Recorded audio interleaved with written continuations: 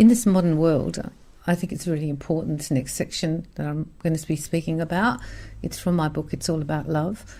And I want to speak to you about love as being attentive and love as being nourishment and connection, particularly connection. So here we go. When we are with someone we love, our attention can be complete. Our eyes and full focus are on them and vice versa.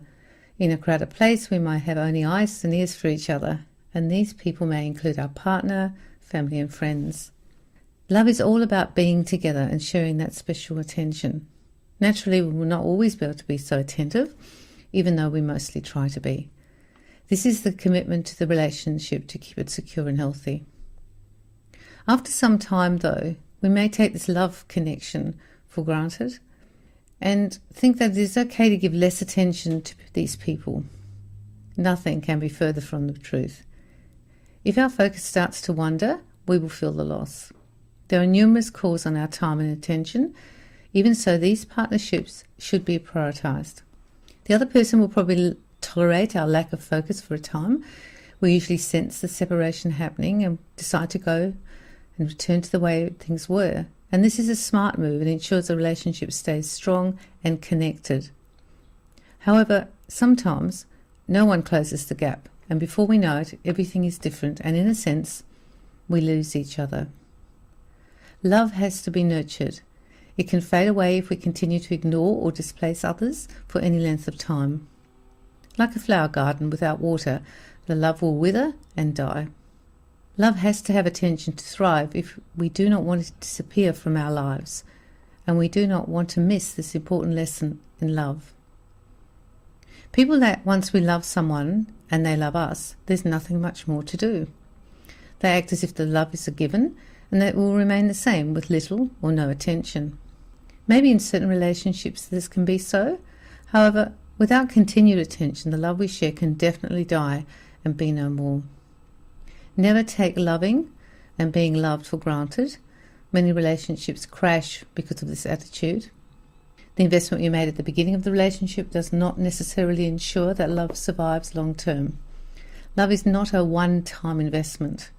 Regrettably, due to our lack of attention, we can find ourselves alone and wondering where it all went wrong. Hindsight can give these insights too late to save the love we once shared. Be vigilant and focus on those you love, and remember that more attention is always better than less. Now I'm going to read about love as connection. Love is a connection from heart to heart and mind to mind. Connection is fundamental to all relationships, especially loved ones. Be that as it may, the quality and amount of a connection will affect each union that we have.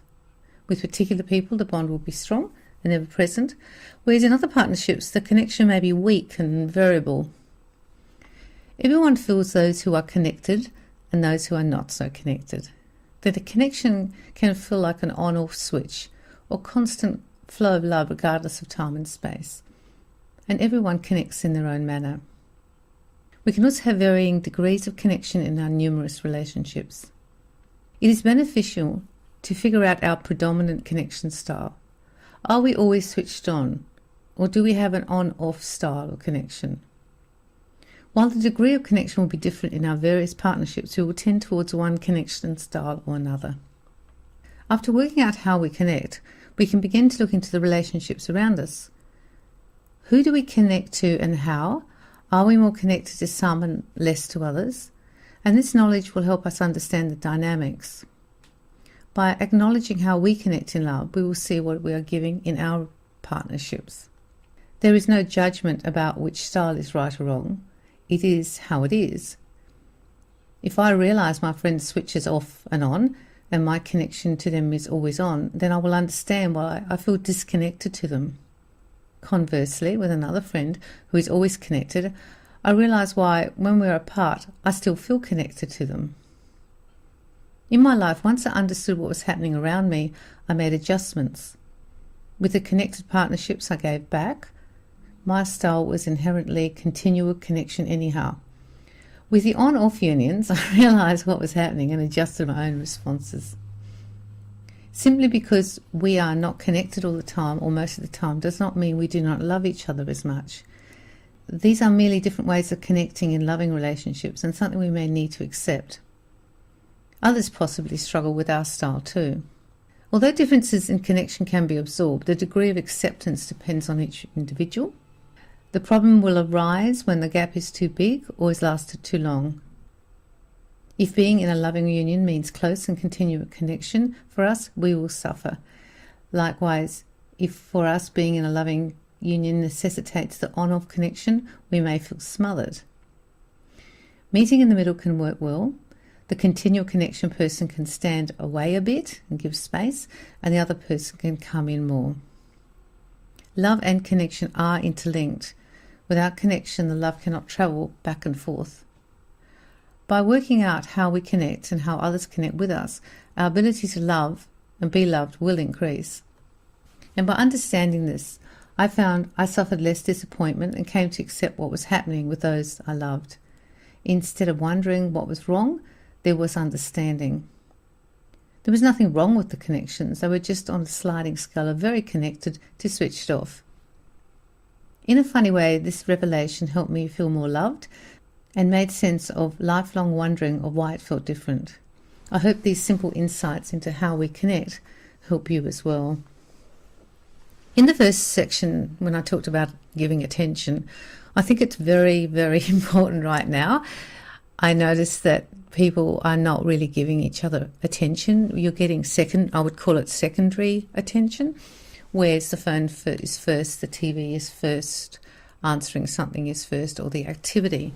Now, whereas this is something that can be, I believe, absorbed in the relationships, especially loving ones, it does have a detrimental effect if it is done too often or becomes the main source of connection.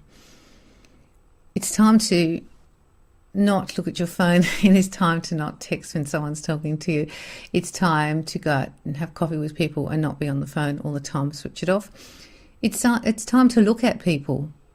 When they talk to you, like, just look in their eyes, like, give them eye contact. That is the greatest form of connection. And also maybe, if you're a partnership, hold hands when you go for a walk. I feel that attention is something that we give in various ways, but because of our world distracting us and making us look at other things all the time, we actually need to control it more now in our space. It is like we have become a little addicted to the instant, a world where we have to respond instantly, rather than the world that we're actually living in, where we have people in it, actual real people in it. I feel the children who are coming through are going to find it hard to make this attention to others. Very often they have the headphones on. I do this too. I use my headphones. But when I go to speak to someone, I take them out. It is important that we have an awareness about giving attention to others, especially our children and especially our friends. There is something quite energetically strong as well to nourish the relationship when we actually are really looking at the person, really giving full attention, really listening to the words, not thinking of the next sentence to say, or this bit I want to tell you about.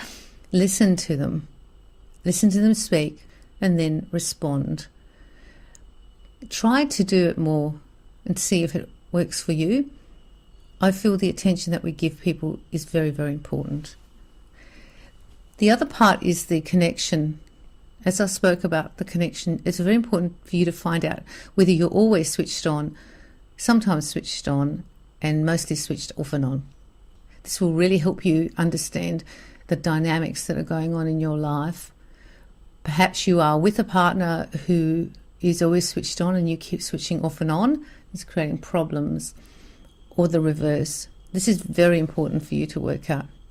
A good way to keep the connection going is to have physical contact. That means you sit in the same room together, maybe you go to each other's house and talk, and also use things like the phone so we talk to each other, and the contact of Skype.